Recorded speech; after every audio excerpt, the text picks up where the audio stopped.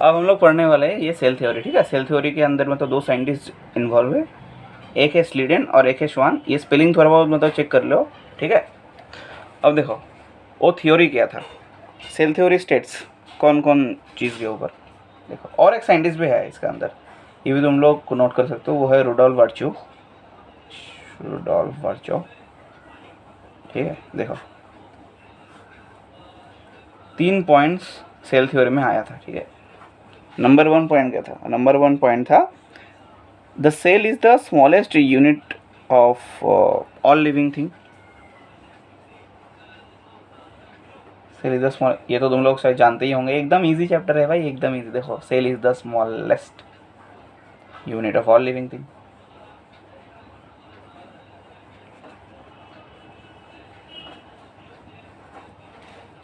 और एक पॉइंट क्या है, the cell is the functional unit of all living thing.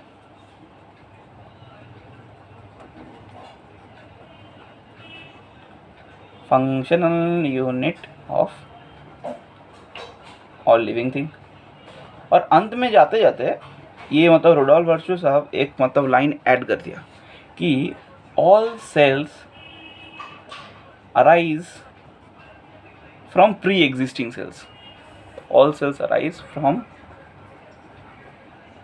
Pre existing cells. इसका मतलब क्या हुआ?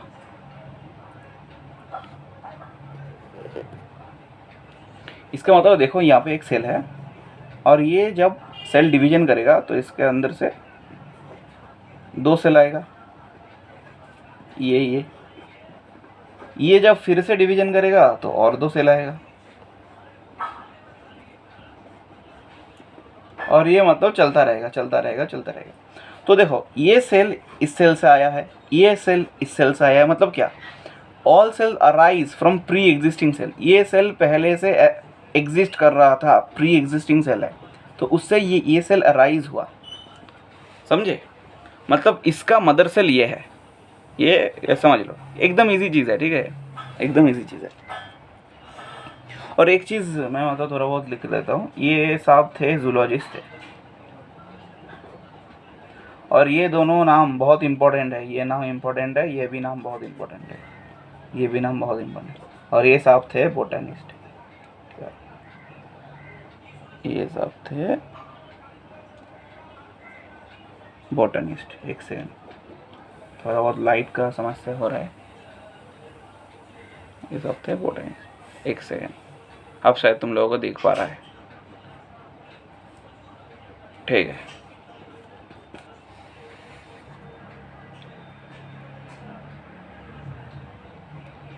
अब हम लोग पढ़ेंगे कि मतलब सेल के साइज़ के बेसिस में हम लोग थोड़ा बहुत मतलब देखेंगे। हाँ, सेल के साइज़ के बेसिस में देख लें थोड़ा बहुत।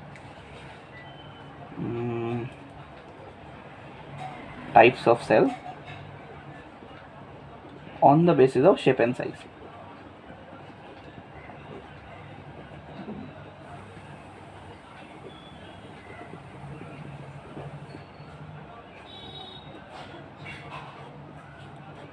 शेप एंड साइज के बेसिस में देखो, एक तो होता है कि राउंड, एक तो होता है किडनी शेप्ड,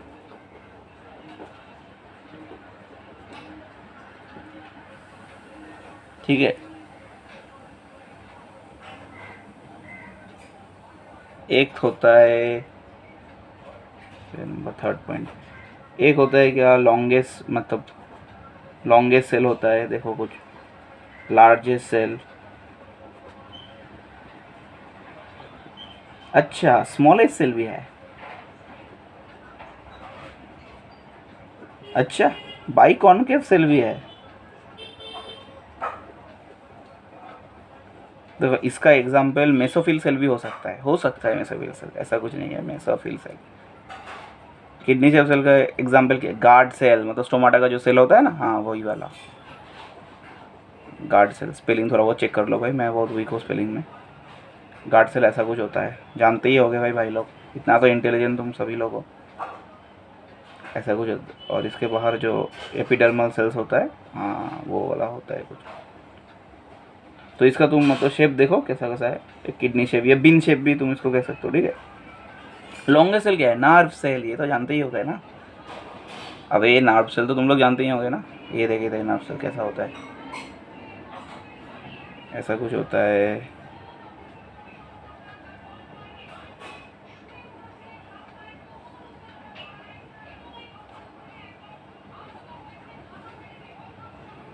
ये उतना अच्छे से मतलब बना नहीं, लेकिन हाँ समझ सकते हो ये सब। और ये सब है मतलब टर्मिनल एंडिंग फेंडिंग है, थोड़ा बहुत देख लो ये सब ऊपर से, ये सब उतना पूछेगा नहीं, ठीक है। ऐसा कुछ होता है। लार्जेस्ट सेल क्या है? Ostrich egg cell.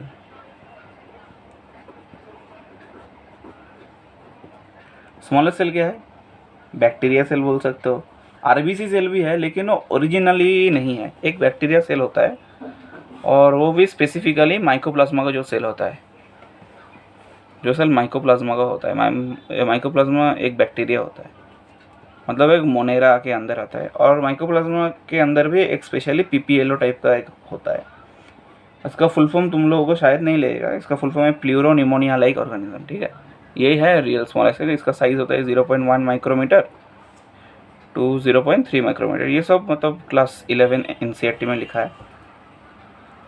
ये बाइकॉन्केव सेल क्या होता है? आरबीसी होता है। हाँ, आरबीसी। आरबीसी का फुल फॉर्म क्या है? Red blood cell.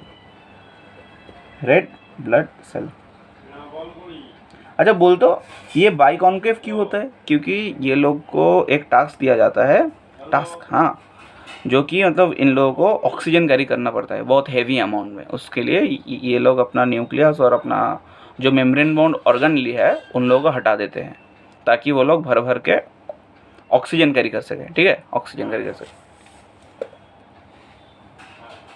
अभी और भी मतलब टाइप का सेल होता है, जैसे एमीबॉइड सेल होता है। एमीबॉइड सेल तुम बोलो तो कहाँ पाया जाता है? बोलो।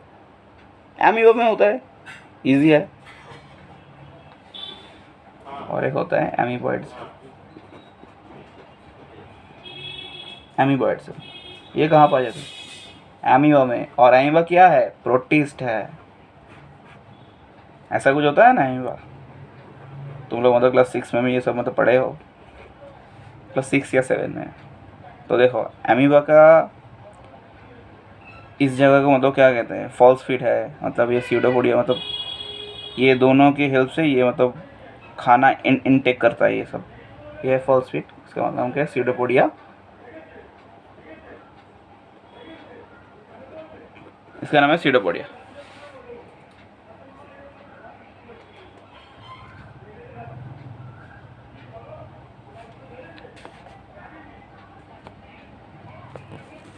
स्क्रीनशॉट ले सकते हो तुम लोग इस सब का, इस पार्ट का।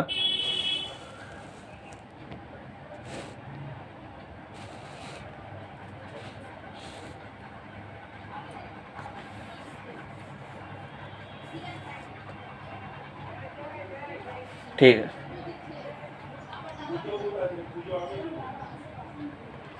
अभी देखो सेल के अंदर मतलब बहुत सारे स्ट्रक्चर्स होता है, वो सब को हम अभी पढ़ने वाले हैं। देखो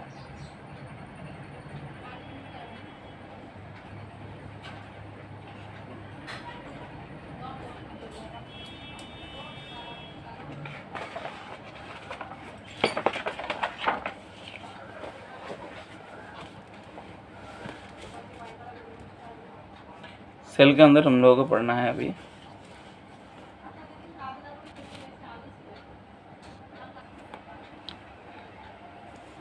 एक चीज अब देखो, ठीक है। जनरली सेल के अंदर 3 सबसे एसेंशियल पार्ट्स होता है, ठीक है। 3 एसेंशियल, देखो एक second, 3 essential parts of cell. एक सेकेंड, एक कैमरा को थोड़ा बहुत। 3 एसेंशियल पार्ट्स ऑफ सेल क्या क्या होता है बोलो? नंबर 1 है सेल मेम्ब्रेन। सेल मेम्ब्रेन का और एक नाम क्या है? प्लाज्मा मेम्ब्रेन भी तुम इसको कह सकते हो।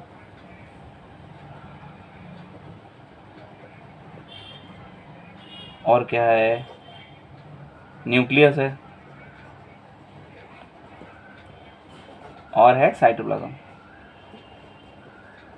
और ये साइटोप्लाज्म के अंदर ही बहुत सेल ऑर्गेनेली मतलब डूबा हुआ रहता है, ठीक है।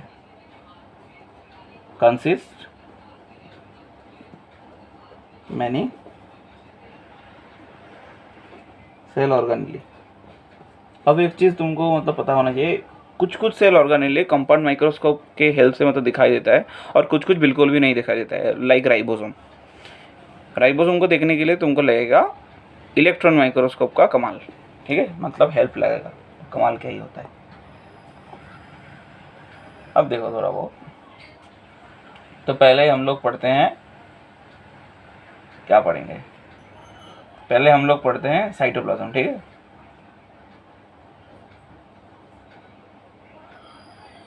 या हम लोग पहले सेल मेम्ब्रेन भी हम लोग पढ़ सकते हैं। हाँ, पहले सेल मेम्ब्रेन पढ़ा जाए, ठीक है, अच्छा होगा। चलो, cell membrane.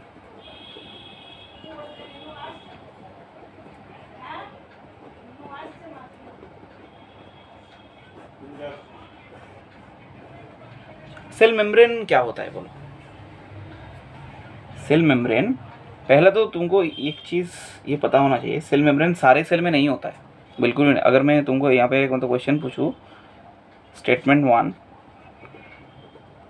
Cell membrane is found in all cells. और स्टेटमेंट 2 अगर मैं पूछूँ, सेल मेम्ब्रेन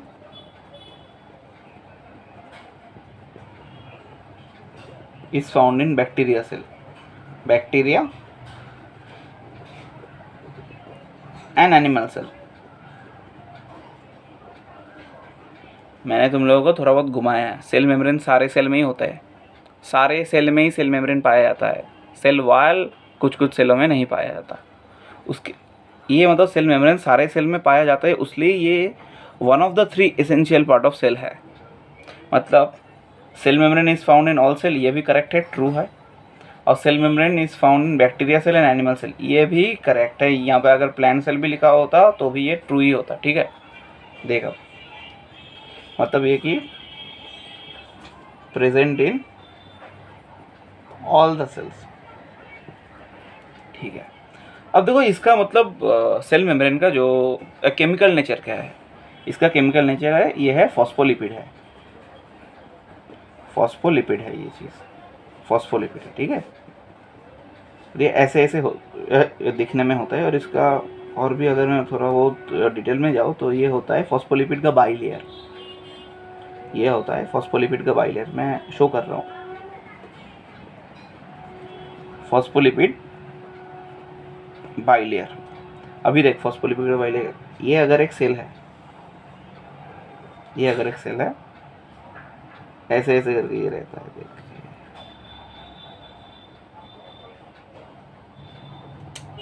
ऐसे होता है मतलब, ठीक है। फॉस्फोलिपिड ऐसे दिखने में होता है, ऐसे। कौन सा फॉस्फेट पार्ट, कौन सा लिपिड पार्ट, ये सब तुमको अभी नहीं जानना पड़ेगा, ठीक है। तो अभी तक यही थोड़ा बहुत मतलब जान ले तो अच्छा रहेगा। और ये मॉडल को कहते हैं मतलब फ्लूइड मोजाइक मॉडल, ठीक है। इसका थोड़ा बहुत जान ले तो अच्छा रहेगा। ऐसे ऐसे होता है, ऐसे ऐसे ये पूरा का पूरा ऐसे ऐसे ये रहता है, ठीक है, ऐसे ऐसे ये रहता है। फॉस्फोलिपिड बाइलेयर होता है। अगर मैं तेरे को एक क्वेश्चन पूछूं,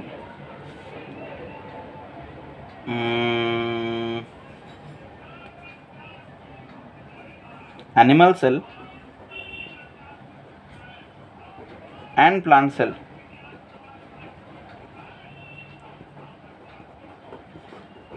both have phospholipid bilayer। ये स्टेटमेंट ट्रू या फॉल्स है? ये स्टेटमेंट 100% ट्रू है। फॉस्फोलिपिड बाइलेयर तुमको हर एक सेल में तुमको मिलेगा।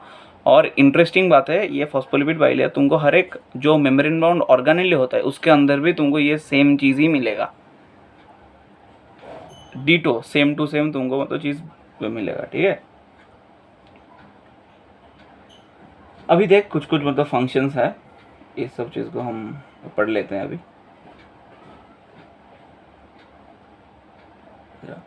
वो है the permeability of the cell membrane is selective. इसको तुम याद रख लो, मैं फंक्शन की तरफ में पे लिख रहा हूँ, यहाँ पे लिख दे रहा हूँ, ठीक है, अच्छा है, यहाँ पे लिख रहा हूँ functions of cell membrane.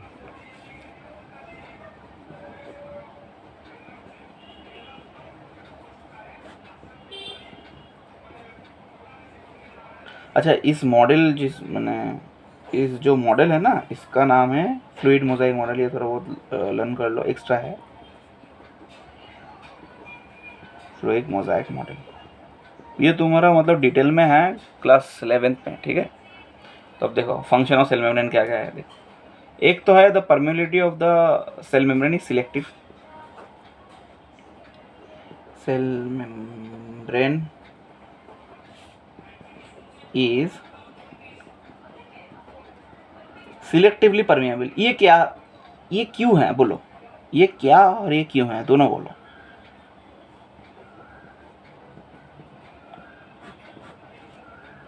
Selectively permeable का मतलब है allows only certain substance to pass through while it prevents others, ठीक है। इसका मतलब है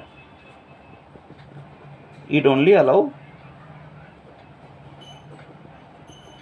सर्टेन सब्सटेंस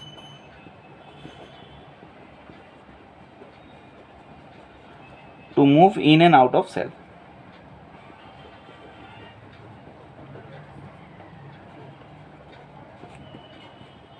ये क्यों होता है, अभी तुम एक चीज़ समझो। ये जो सेल मेम्ब्रेन होता है ना, इसके अंदर प्रोटीन भी रहता है। ये देखो ऐसे ऐसे ऐसे ऐसे मतलब प्रोटीन भी रहते हैं। ऊपर में है शायद ये पर, यहाँ पर ये मतलब फॉस्फोलिपिड का लेयर है, ये एक प्रोटीन है। एक प्रोटीन ऐसा भी हो सकता है, प्रोटीन ये सब मतलब फॉस्फोलिपिड का लेयर है, ये सब फॉस्फोलिपिड है। यहाँ पे एक ऐसा वाला एक प्रोटीन है, कुछ कुछ प्रोटीन ऐसा भी है, ठीक है। तो जो सब मतलब जो प्रोटीन एकदम घुस जा रहा है, मतलब पूरा का पूरा फॉस्फो मतलब ये पूरा का पूरा सेल मेम्ब्रेन का अंदर, मतलब जो एकदम फुल्ली एम्बेडेड है within the cell membrane, इस तरह का प्रोटीन या इस तरह का प्रोटीन, इसको हम लोग कहते हैं इंट्रिंसिक प्रोटीन या इंटीग्रल प्रोटीन भी तुम इसको कह सकते हो। और इस तरह का प्रोटीन जो कि मतलब एकदम ऊपर में है, इसको हम कहते हैं एक्सट्रिंसिक प्रोटीन। थोड़ा बहुत हम लोग यहाँ पे मतलब देख ही लेते हैं ना, थोड़ा बहुत एक्स्ट्रा पढ़ेंगे लेकिन समझ तो जाएंगे ये कॉन्सेप्ट। आजा, प्रोटीन दो तरह का होता है और ये इसका बेसिस क्या है, on the basis of ease of extraction. मतलब तुम कौन से प्रोटीन को तुम कितना इजी में ये निकाल सकते हो, ठीक है, on the basis of ease of extraction. दो प्रोटीन होता है, एक है इंटीग्रल या इंट्रिंसिक, और एक है एक्सट्रिंसिक, जो कि मतलब बाहर में है ना। ये वाला है एक्सट्रिंसिक, दिख रहा है, ये वाला है एक्सट्रिंसिक और ये वाला है इंट्रिंसिक, दिख रहे हो ना। अरे एक सेकंड,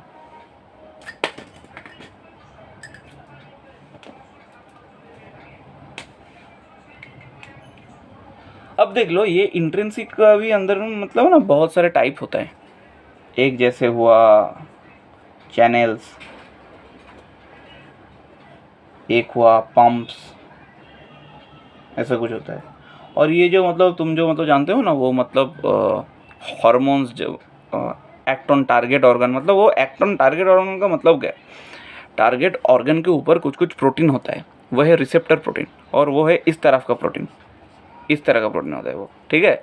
वो भी मतलब एक तरह का प्रोटीन ही होता है। जब एक मतलब हार्मोन जाके, सपोज ये है वो रिसेप्टर प्रोटीन, ठीक है, ये है वो रिसेप्टर प्रोटीन और ये है उस सेल का सेल मेम्ब्रेन।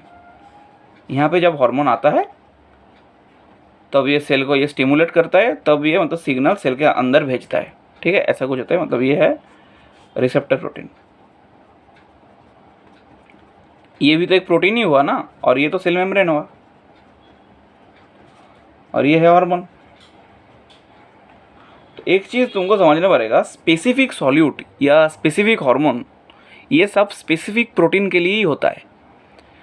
अगर मैं बोलूँ सपोज यहाँ पे एक सेल मेम्ब्रेन है, यहाँ पे एक सेल मेम्ब्रेन है, ऐसा कुछ सेल मेम्ब्रेन है, ठीक है, और ऐसा कुछ जिसके अंदर ये मतलब फॉस्फोलिपिड बाइलेयर है, ये एक प्रोटीन है।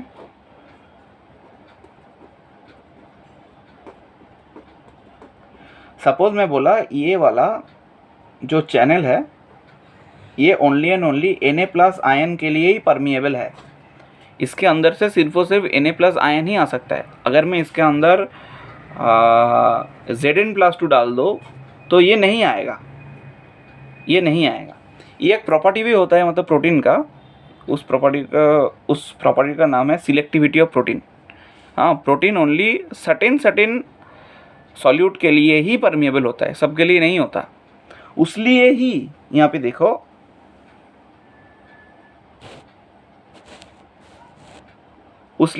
देखो, मैंने लिखा cell membrane is selectively permeable.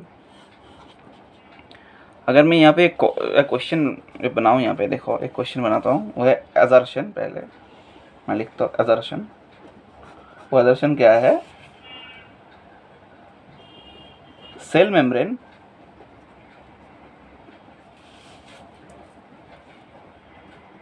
is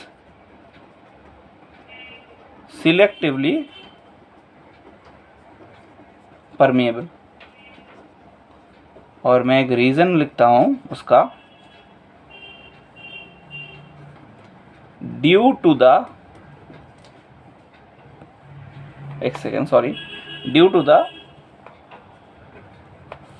proteins present in it. और तेरे पास ऑप्शन है ए, इसको मैं शॉर्ट फॉर्म में आर लिख रहा हूँ, इसको मैं शॉर्ट में ए लिख रहा हूँ। तेरे पास ऑप्शन है A+R बोथ आर करेक्ट, और आर करेक्ट एक्सप्लेनेशन है, करेक्ट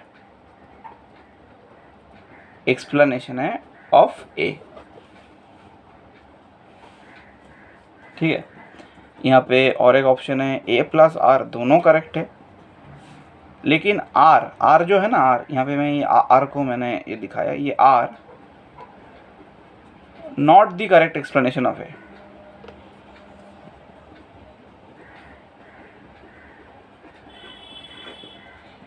यहाँ पे number C option A correct है लेकिन आर गलत है। नंबर डी ऑप्शन ए भी गलत है, आर भी गलत है। बोलो, तुम लोग इसको मतलब कमेंट भी कर सकते हो, लेकिन ट्राई कर लो। मैं इसका आंसर अभी दे रहा हूँ।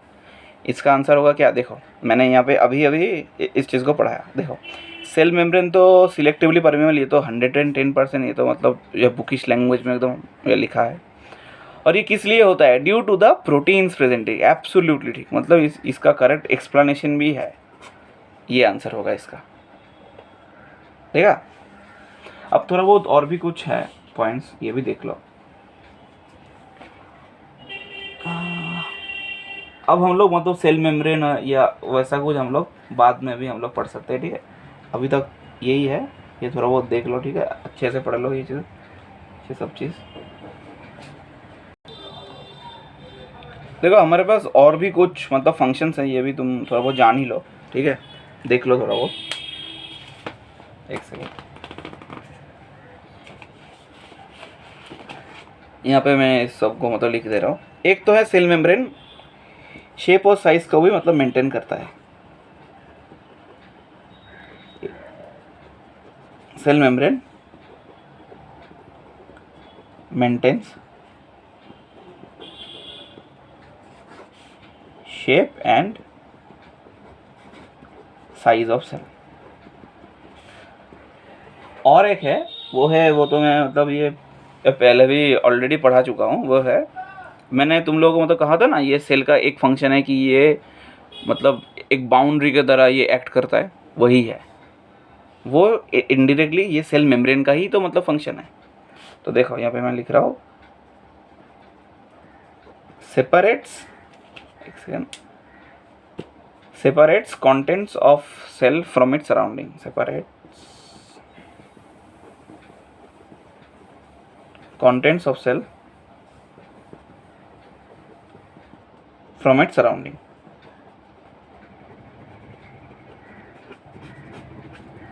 ठीक है ना। और देख लो ये सेल मेम्ब्रेन लेकिन लिविंग है, ये सेल मेम्ब्रेन लिविंग होता है, इसको थोड़ा बहुत लर्न कर लो। ये लिविंग चीज़ है सेल मेम्ब्रेन। देखो ये सेल मेम्ब्रेन क्या है, लिविंग चीज़ है।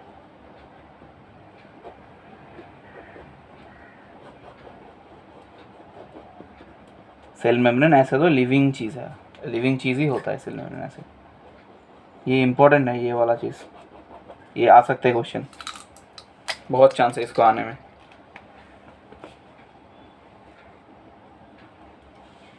और ये तुम्हारे बुक में ये फॉस्फोलिपिड बाइलेयर को ही मतलब लिखा है लिपोप्रोटीन बाइलेयर, इसको ही लिखा है क्या, इसको ही तुम्हारे बुक में लिखा है लिपोप्रोटीन बाइलेयर। लिपोप्रोटीन बाइलेयर, हाँ इसका मतलब ये लोग मतलब दूसरा कुछ कह रहे हैं कि ये सेल मेम्ब्रेन फॉस्फोलिपिड बाइलेयर तो है प्लस प्रोटीन भी तो है इसके अंदर, जो मैंने यहाँ पे मतलब शो तो कर दिया हूँ, प्रोटीन भी है। तो ये सब मिला के ये लोग मतलब कह रहे हैं लिपोप्रोटीन बाइलेयर। देख रहे हो, देख रहे हो। अब देखो ये cell membrane outermost part होता है किसके लिए, ये यहाँ पे एक इंटरेस्टिंग क्वेश्चन भी हो सकते हैं। यहाँ पे मैं इस चीज़ को यहाँ पे लिख दे रहा हूँ, देखो यहाँ पे लिख दे रहा हूँ, यहाँ पे इस चीज़ को देखो, इस क्वेश्चन का आंसर करो अगर तुम्हारे पास वो दम है। देखो स्टेटमेंट 1 ट्रू और फॉल्स करना है, ठीक है। Cell membrane is the outermost part in animal cell.